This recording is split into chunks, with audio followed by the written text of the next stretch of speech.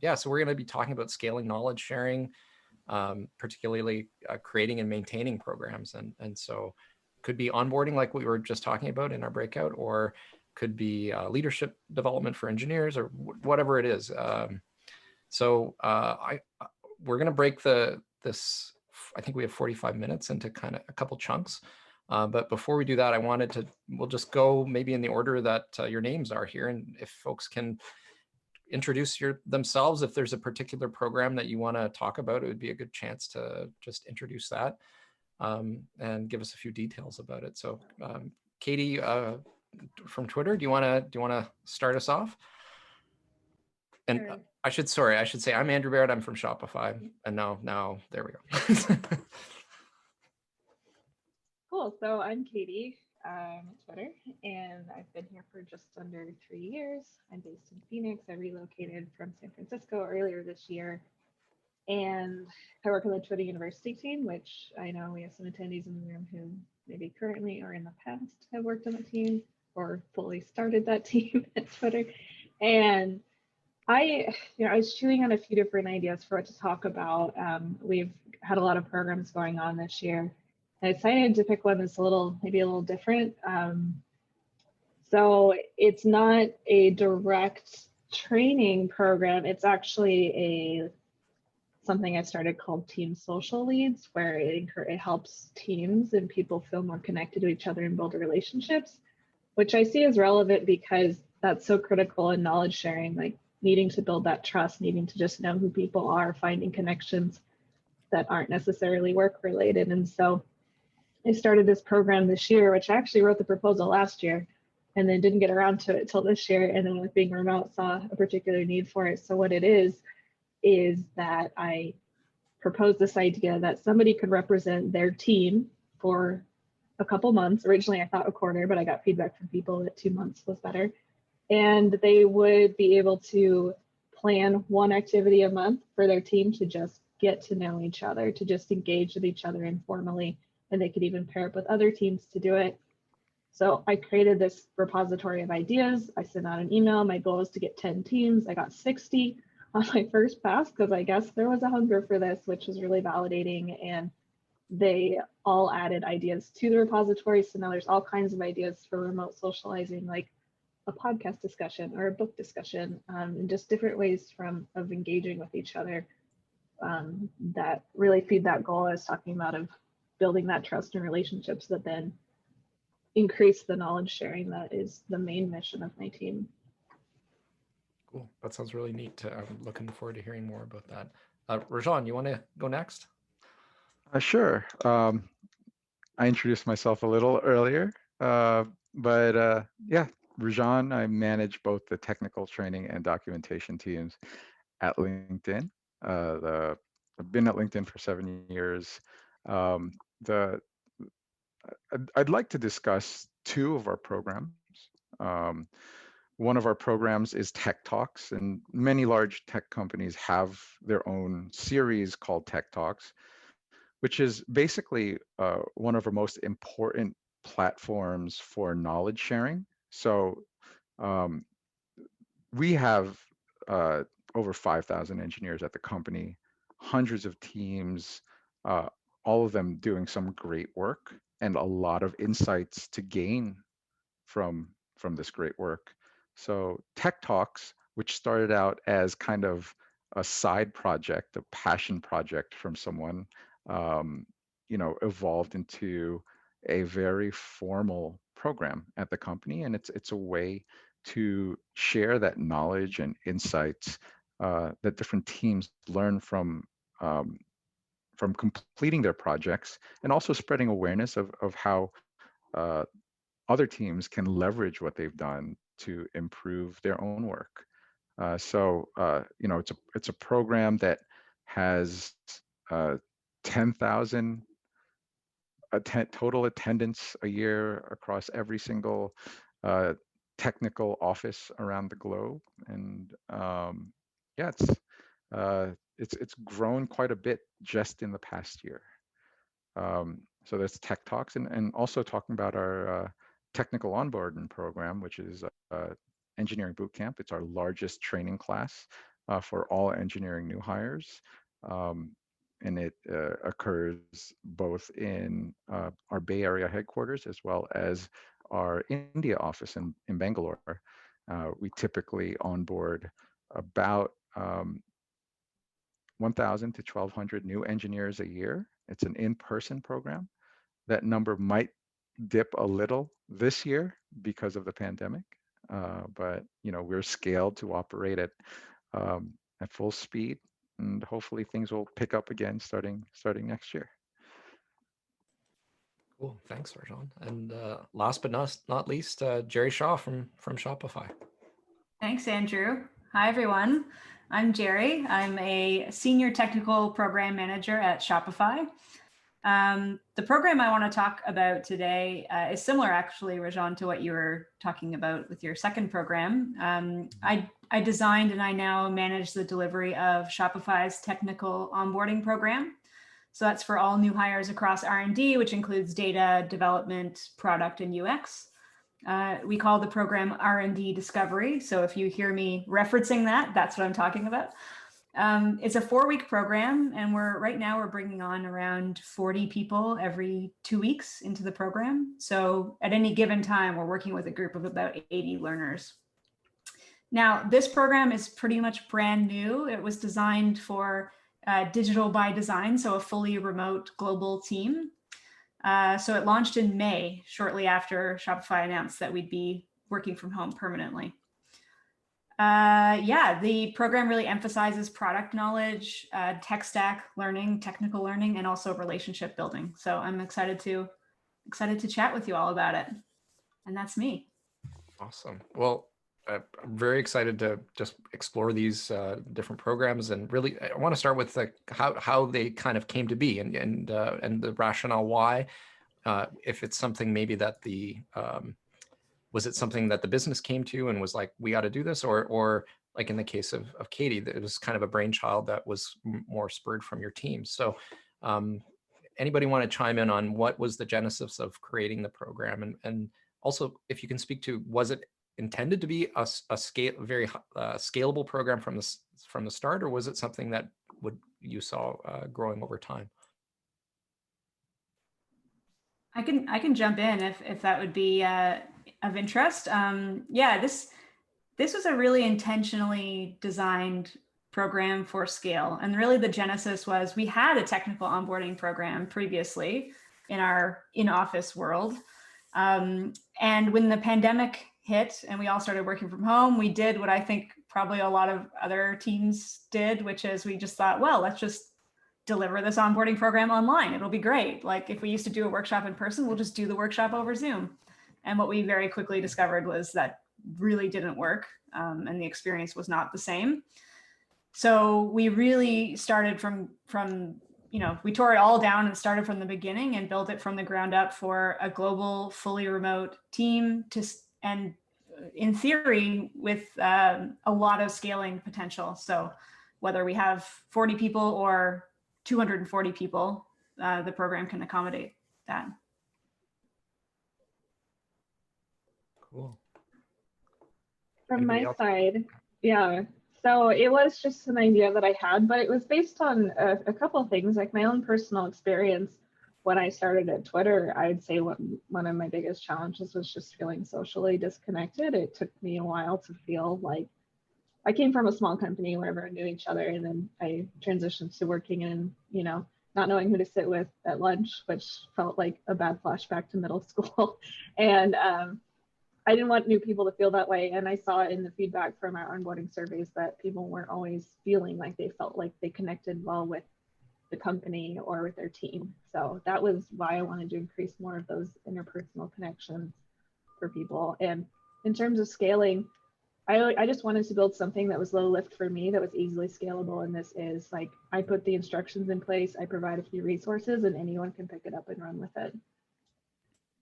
That's really cool. And it reminds me of something that Raymond Kung from Atlassian, like it's like these patterns. You kind of created this pattern that people could own and then launch kind of on their own. So that's super interesting. Rajon, anything you want to chime in on on the genesis Sure. of the programs? Yeah. Sure. So speaking about our Tech Talks program, it really started about 10 years ago when an executive introduced it to LinkedIn. Since then, it's kind of just been passed along. It was no one's job, really. It was just a passion thing to make sure that knowledge is circulating on what people are working on, what things people have learned. But it really reached a low point where in-person attendance was abysmal. I would say like 5 to 8 average per talk. On remotely, especially as we grew as a company, that started to increase, but still didn't have as much engagement as we'd like. We actually inherited it, happily inherited it, and actually turned it into a formal program with accountability and ownership and collaboration across different teams. So there are different types of tech talks now that occur across the company with different ways of spreading awareness about those events. And each type of event is targeted at a different group, whether it be the type of engineer you are, the type of team you're in, a type of work you do. And in just over a year, it went from, like I said, 5 to 8 people attending each talk to numbers we couldn't even fathom. And I'm sure that the pandemic had a lot to do with it too. So what was 5 to 10 became now 400 in attendance, 500 in attendance for a particular talk. Our average is about 75, but our peak is, I think, at 700. And, one thing I've noticed too is, engaging in things like Tech Talks help people gain a sense of connection with their cohorts and their peers, especially when working from home, when you don't really have that kind of connection anymore that you did in the office. It makes them feel a little bit more connected to the company. So it's become a very foundational experience of being an engineer at LinkedIn. And that connection thread, that seems to be something similar across all the programs that we're talking about here. And it's also interesting that each of the programs are kind of the genesis is different. Like one is this mandatory or strongly encouraged onboarding program. One is like, it sounds like, Katie, it's very much like, nope, you don't have to do it. It's really something that's just coming up. And then Rajon, this program was something that was in existence, but maybe wasn't getting the care it needed to thrive. So I'm curious about the formality and whether when you're looking to scale the program and is this what was the kind of magic ingredients maybe that were added to get the scale of the program going or resuscitate it, Rajon? And I'm also curious for the other folks. What's the participation like from the social angle? Is that do folks feel like they have to be there? Is it something that it's just kind of a natural consequence of being at the company? So Tech Talks is informal. So it's not a mandatory attendance, but really helping find a sense of ownership across different teams definitely helps. So as I mentioned, we have a pretty large demographic, but there are folks that are incredibly passionate about making sure knowledge sharing happens. And so we're able to identify these folks to help amplify the awareness of the types of talks that are happening to a specific audience. And I think one thing that has definitely helped increase engagement is finding the right audience for a particular talk. So before, when talks were broadcasted, it was to everyone. It was a broad audience. And a lot of people just started to ignore the types of talks that were happening because they assumed that it wasn't practical for them to attend. Well, now, we're able to partner and help identify who that target audience is. That became kind of for us the winning ingredient to helping engagement increase in that type of program.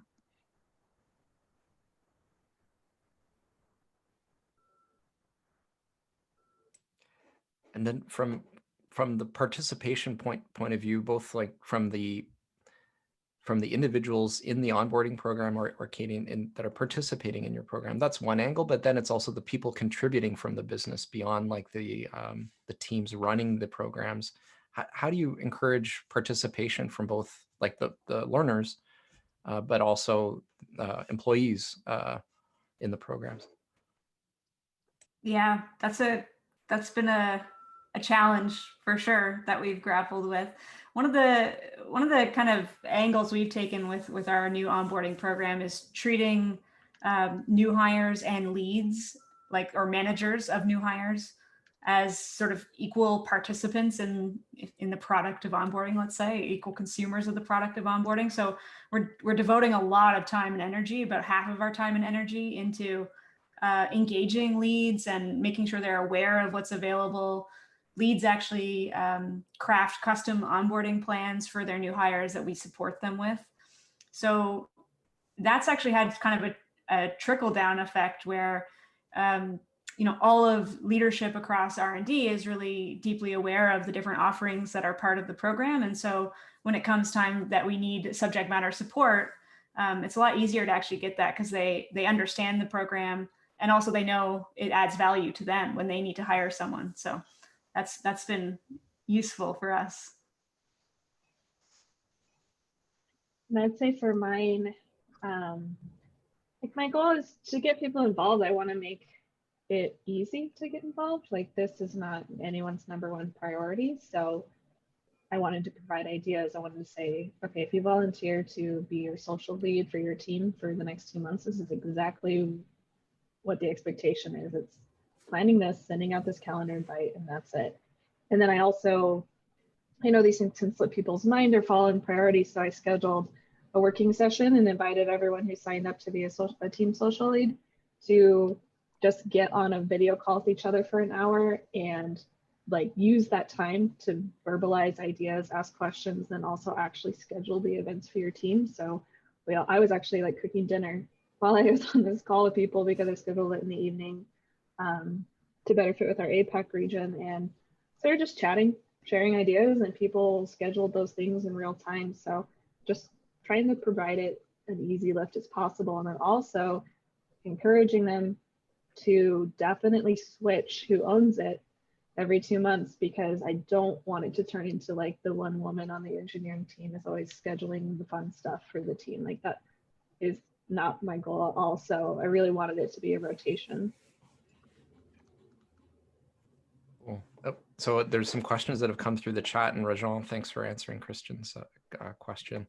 But I think there's one question from Marianne about measuring the success of the programs. And I think that also flows into the whole scaling side of it too, because you create the program and then if it could just peter away and maybe there's not engagement or anything, but if there's enough excitement about it, then it could either just scale naturally or you have to scale it because your company's growing. So curious about measuring success and just how you do that and how the scale of the program fits into that question for anybody who's interested in answering. I can jump on this one. Oh, sorry, Rajon. I'll follow you. Awesome. I'll be quick. Yeah, we've been really interested in the problem of measurement for sure. I mean, I'm sure a lot of you have grappled with the problem of, you solve for Kirkpatrick level 1 because you ask people if they think it's valuable. You solve for level 2 because you measure that they learned the thing that you wanted them to learn. But level 3 and level 4 are really difficult. And it was really important to us that we actually got to that stage of measuring the actual impact of onboarding on the organization and organizational outcomes. So we're experimenting with a few different things right now. One of the things we're experimenting with, for example, for engineers is measuring, scraping GitHub data to measure the time it takes for them to ship their 10th PR. So first PR, fifth PR, like, you know, you can game that, but like by the time you're shipping your 10th PR, it's usually a sign that you're sort of in your role and starting to have an impact. So that's an example of the type of organizational health metric that we're using to measure the impact of our onboarding program right now. Cool. That's really interesting, Jerie. Like, you know, just speaking to our engineering bootcamp program, you know, the program's now 5 years old. We actually had a very, very similar approach to measuring, and you know, we did follow Kirkpatrick. You know, I mean, they're all important. So, you know, it's that level one. You know, more learning practitioners typically, and myself included, write off a lot of level one, but it does provide indicators and evidence to provide a great experience, because that's, you know, if you're a learner for first organization, providing a great learning experience is very important. So it provides indicators of that. And people won't want to take your training if they have a bad experience. So definitely, you know, there is value in level one. Typically in level two, which is, you know, trying to measure knowledge acquisition. You know, our onboarding program is project-based. So while we don't have a final exam, I'm hoping that demonstrations of these projects are good indicators of applying that knowledge. For level three, we did it a little different. And level three is seeing how they apply to the job. This is usually based on 30-day or 45-day self-assessments, just telling us how they've been doing, if they've been able to apply that knowledge. But, you know, as far as that level four and finding that ROI, we did something extremely similar, which is finding a productivity indicator. And at the time, you know, we didn't have GitHub. You know, we had a more customized way to commit code, and, you know, we measured that.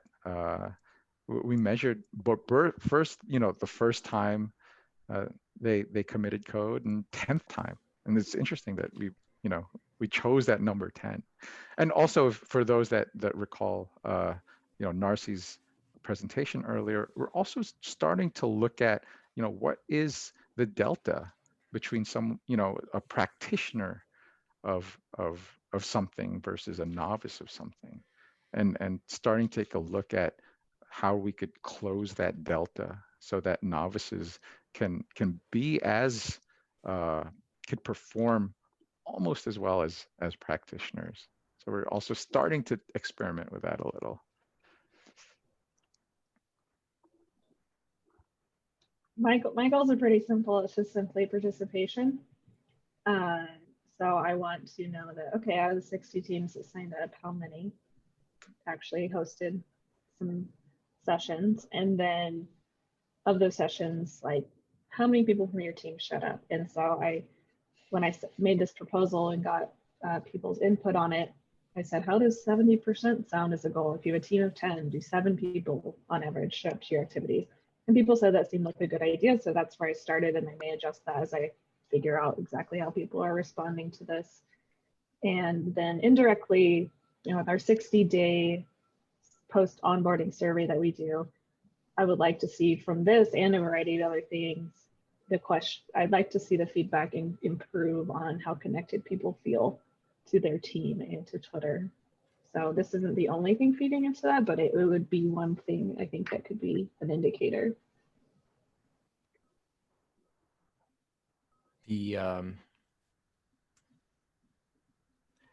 that as these programs scale and they get out in the world and people start to see them and everything, like, then you might get more people that are interested in it. Or like, as the onboarding program gets more successful and people see the value, then okay, maybe there's nobody's kind of opting out of it, or you see a great a talk, or then okay, that encourages you to, or you see a terrible one, you're like, okay, now I guess I can do it because the bar, like, it's not this scary thing. Are there examples of network effects as you've scaled where things are getting a little easier as the program has kind of progressed?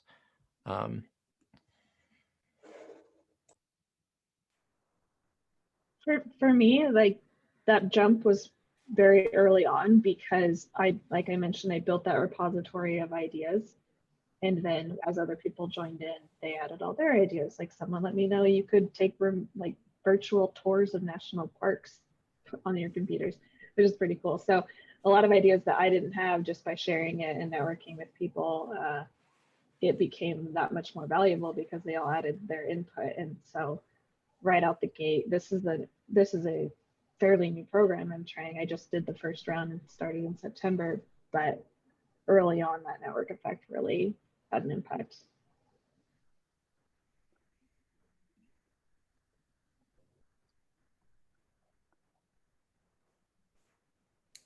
I'd say a +1 for me, but it's more the network effect around getting subject matter experts to engage in the program, since it's sort of semi-mandatory that folks go through the technical onboarding program. But I certainly noticed that as people at the company become more aware of it, it's easier and easier to get support from subject matter experts to help build content or improve content. Yeah, in terms of tech talks, that's one of the easiest ways in the company to gain visibility.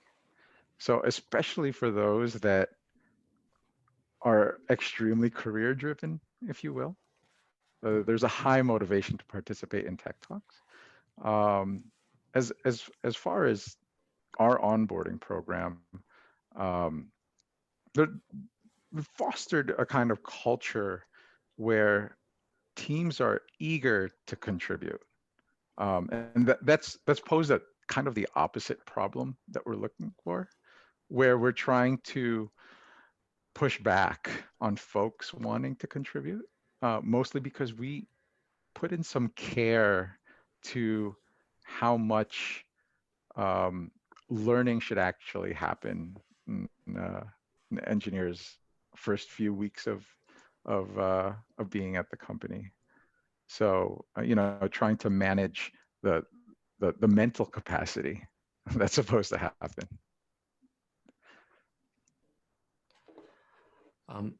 So I'm going to kind of move into maintaining the programs, and so how do you keep the programs fresh? Like I think depending on how far along you are in the program, but I'm sure all of you have also dealt with other programs that are maybe not as new as the ones you're talking about. Like when the bloom has faded on just the launch of the program and maybe stakeholder involvement, how do you keep it going? Or and maybe how do you know when, okay, it's time to actually shut it down and try something else?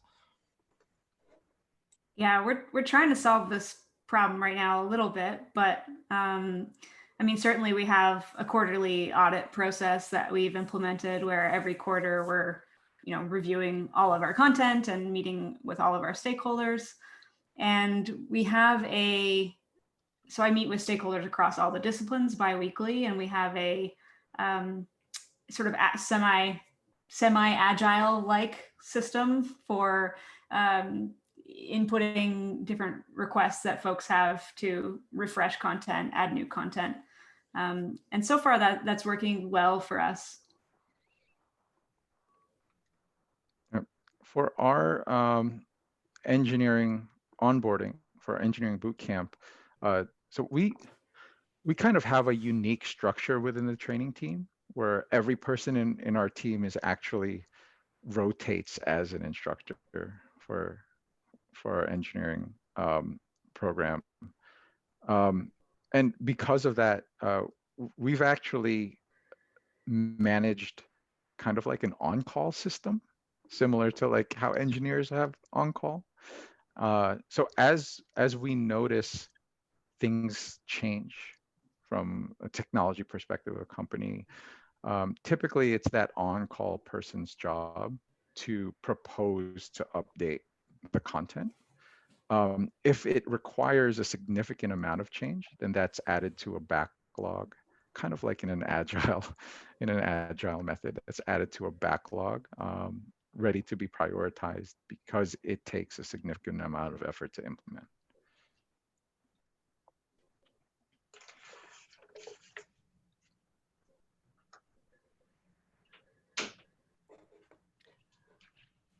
I don't have a ton to add to that one. Just +1 to what was said. Just, I don't know, listening, paying attention, being willing to let things go when you realize what you hypothesize is not what people need or want.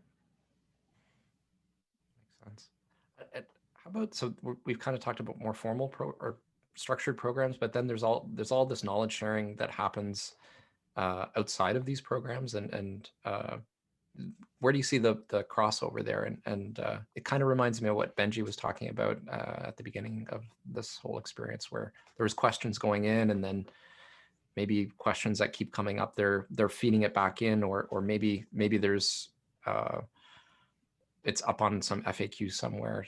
What are the connections between the program knowledge sharing versus just knowledge sharing that's happening at the company in general?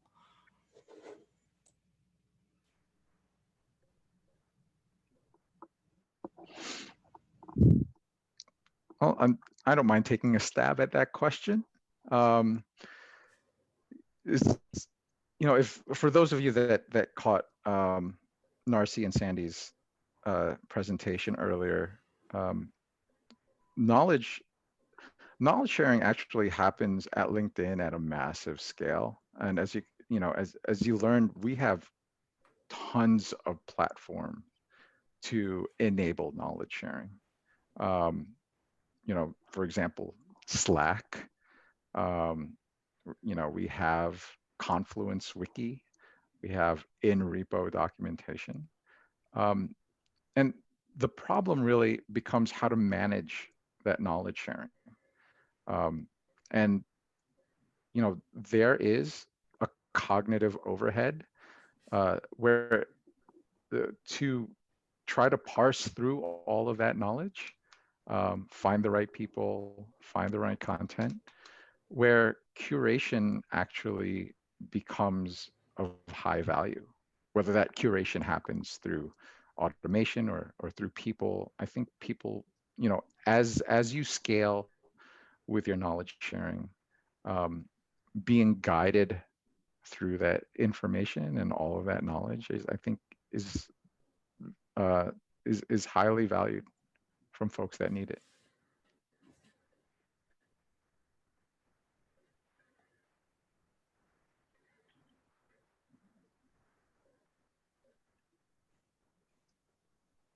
Yeah, I don't know that I'd have much to add, other than I do agree with you very much about the value of curation and how increasingly valuable that is.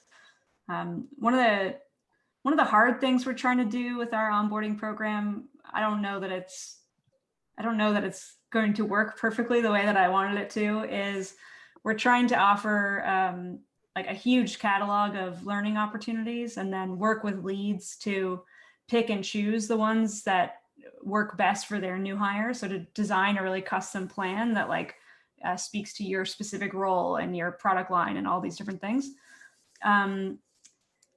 It's been challenging from a curation perspective. That's been challenging because you do have that sort of overwhelm reaction, right? When you hit this huge catalog of different things. So trying to solve that problem as well.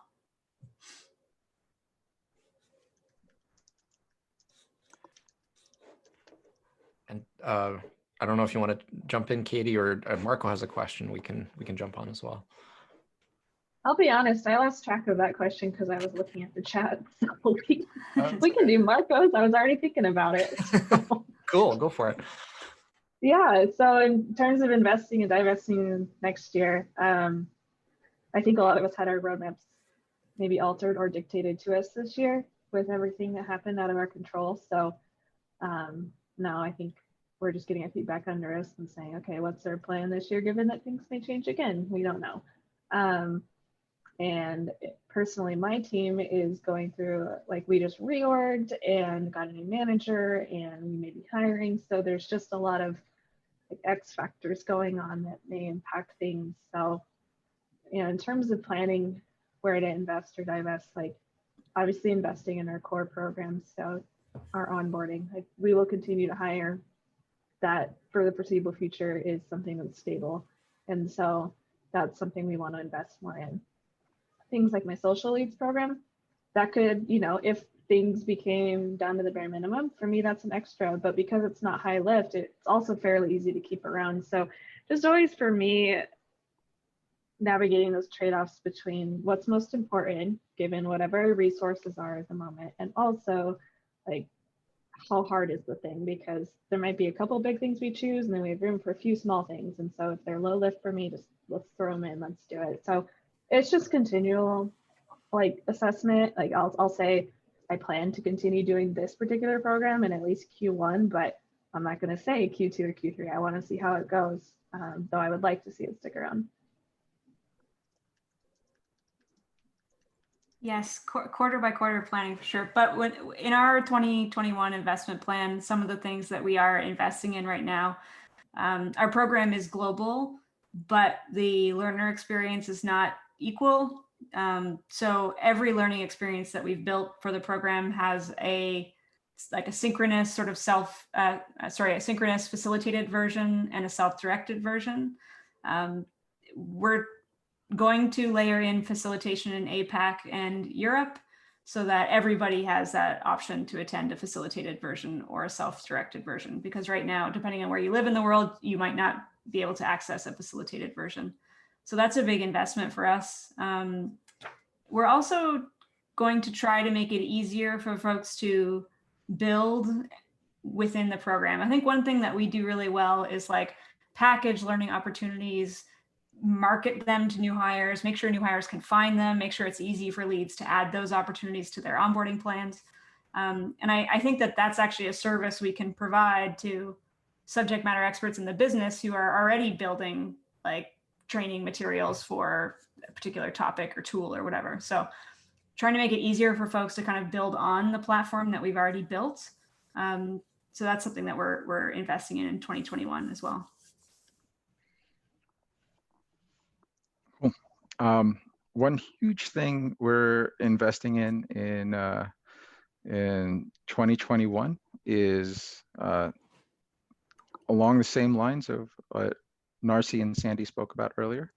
You know, how do we actually start to measure what knowledge gaps exist within our technical audience, and how do we provide them solutions when they need it at the right time? So we're putting a significant amount of investment in engineering work and product management work to make that happen. From an onboarding perspective, we know that the world has changed, and you know, just to respond to things like the pandemic and work from home, we basically just migrated the experience from in the classroom to online the best way that we could. But that might not be the most optimal experience. So one investment that we're making is transforming the most efficient and memorable ways that we can really transform our engineering bootcamp program to work best for a remote audience. And also thinking about once things start to slowly get back to normal, how can we accommodate for both people that may be in a classroom cohort that also has a remote cohort as well? Yeah, and that kind of ties in with Marian's question about just dealing with the unexpected when it comes up. And 2020 was a big, like lots of unexpected things going on. But even in non-2020 years, unexpected things happen. And you have a senior leader coming down and wanting some new program. How do folks deal with those unexpected things when they come, or how are you preparing to deal with the unexpected, given all the ambiguity that exists out there? Yeah, it's scary. It's a lot. I think one of the things that surprised me the most, I'm usually a builder. I love to build things and then launch them and then go build something new. This is my first time really building and launching something and then owning it and maintaining it. And I think one of the things I'm learning about that experience that I wasn't expecting is that, especially in a high complexity environment, like when you're managing technical training across all of R&D, you're always kind of building. I kind of had this vision that there'd be like a steady state where it's like, okay, we did it. We have the content. Now it's done. Like now we just have to deliver it. And I think that what I'm learning is I needed to build into my team's capacity. Like I needed to build my team's capacity to acknowledge the fact that we'll always be building. There'll always be a new tool. There'll always be a new technique. There'll always be, something new that we need to teach people when they start at Shopify in R&D. So that has been a challenge. And then I think the answer has been, how do we plan our capacity? How do we resource our team effectively to acknowledge that maintenance doesn't always look like what you think it's going to look like? Yeah, personally, just holding things lightly, not getting too personally attached to any one program, because when I do that and things out of my control or competing priorities means I can't stick with something that I got too attached to, like that can be tough to roll with. So just accepting like times and place for everything and trade-offs, and knowing when to I'll set that down for a while, or I'll accept if that's not my priority, or I can loop in a teammate to give me some perspective. That's been useful for me when I need to choose priorities and say, really excited about this project, but stressing me out because I don't know what I have time for. And hearing them say like, that seems critical, you should stick with that. Or like, yeah, maybe not. Like that, like getting a third party opinion can be really useful when I know that like my own emotions or attachments are involved in trying to decide what to focus on.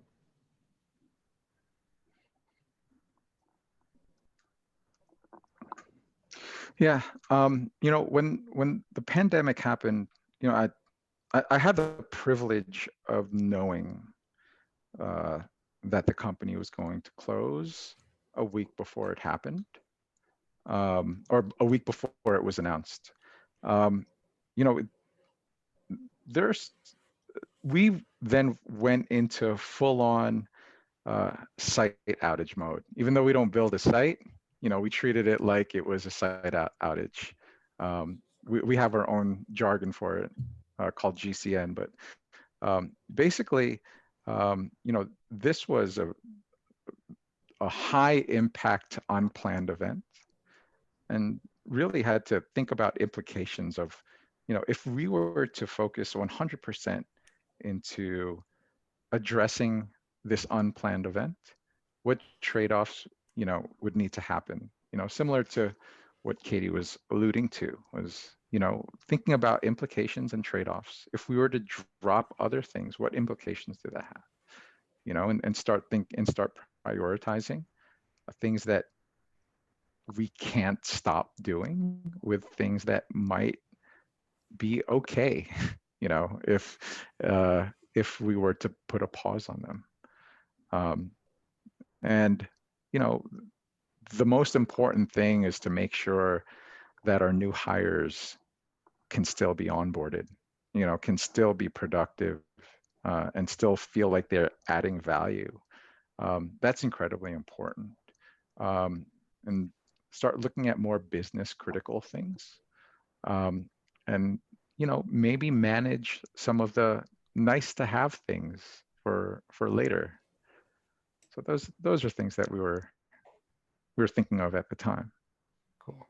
Well, we're basically out of time. I'm going to do one lightning round question though from Marco, and so one sentence answer on something that you're excited about potentially building in 2021. Well, automations for crafted micro learning.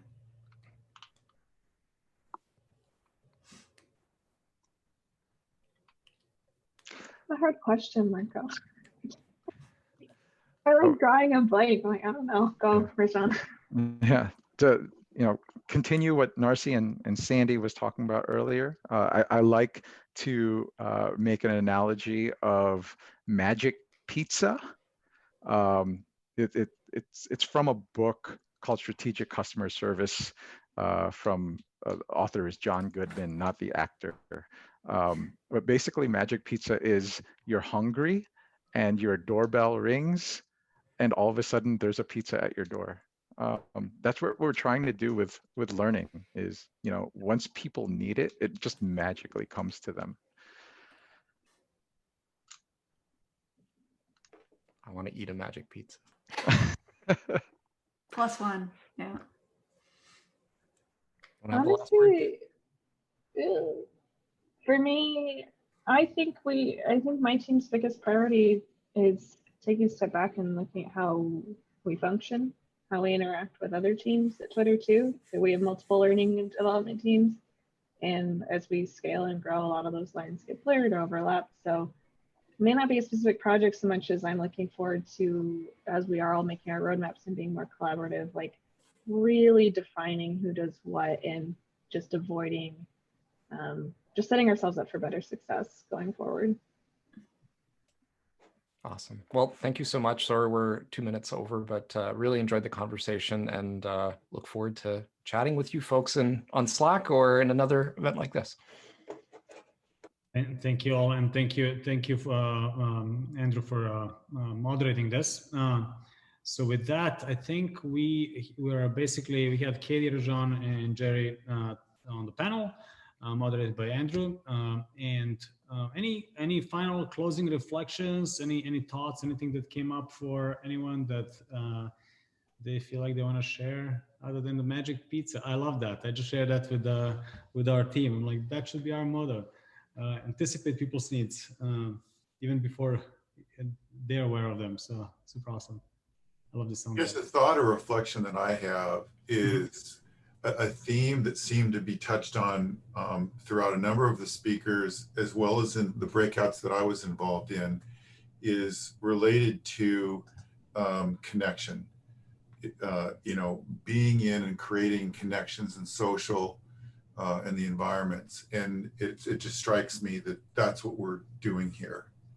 And so I feel really good about that and thankful that we have an opportunity to, to come together and connect with each other and do a lot of what people, the kind of one of the threads I picked up on across all the topics today. So that's a thought for me. Thank you, Chris. Yeah, I heard that too. Social connections, building those networks internally. Anybody else? Thoughts, things that you heard, you want to reflect on?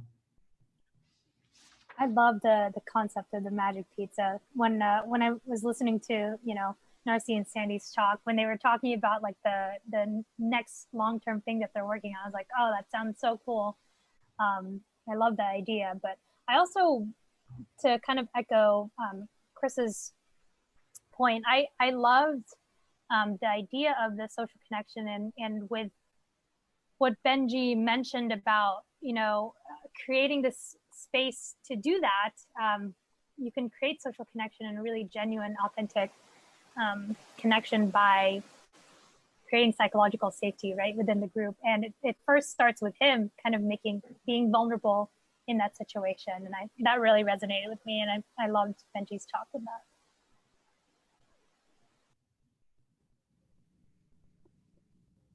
Thank you, Marianne.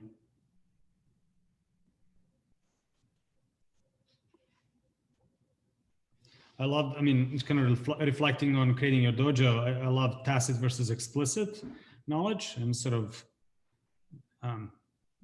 having a framework to think about those two axes differently. And then I also loved learning is social.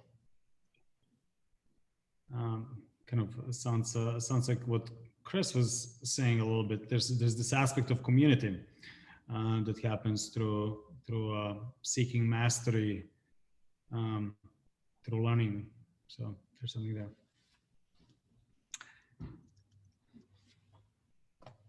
Anybody else? Anything that resonated? Yes, no, maybe. I was reminded during Benji's talk about, actually it was a presentation that Jen Gilbert gave. She's from Lyft, and back in 2018, it was about the way we exchange technical knowledge as a diversity issue. And that, I remember that striking me. This is I dropped the YouTube link in the channel, but just, I think it's even more important now when everybody's remote. If people don't have ways of connecting with people, and or if some people are at an advantage because they're in certain populations, then I think it's really important that we kind of level the playing field and give these opportunities for people to connect and share context in a very transparent way. So yeah, great session. I appreciate being part of it. Very cool.